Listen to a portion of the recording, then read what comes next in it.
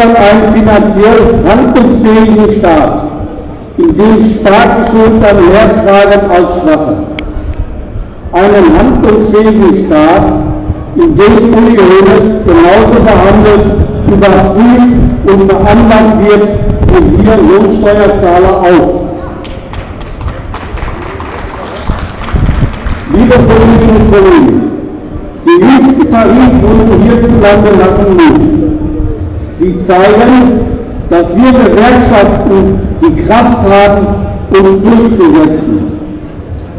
Liebe Kolleginnen und Kollegen, wir haben uns viel vorgenommen.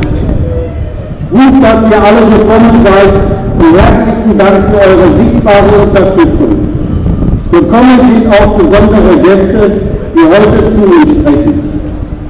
Ganz herzlich begrüße ich unsere heutige Hauptrednerin, unsere Kollegin Edeltraut Lenzer, Mitglied des geschäftsführenden Hauptverstands der IGBC. Liebe Kollegin Lenzer, herzlich willkommen im Namen. Ebenso begrüße ich unseren Bürgermeister und Kollegen Werner Arndt. Begrüßen möchte ich auch die anwesenden Ratsmitglieder der Stadt Nahe. Ganz herzlich begrüße ich auch die vielen Betriebs- und Personalräte aus den Betrieben und Verwaltungen der Stadt, den Vorsitzenden Said Ötschan, der JV-Gemeinschaftsbetrieb Evonik GmbH. Herzlich begrüßen möchte ich auch unseren Bundestagsabgeordneten Michael Groß.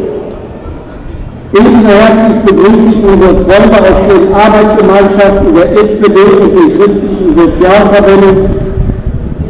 Ich begrüße auch die Bergkapelle Auguste Victoria mit einem herzlichen Glück auf, sowie die Musikgruppe Black Selection.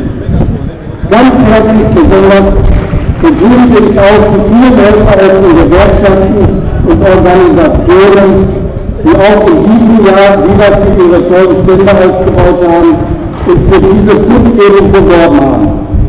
Es spricht nun zu uns Edeltraut Lenzer.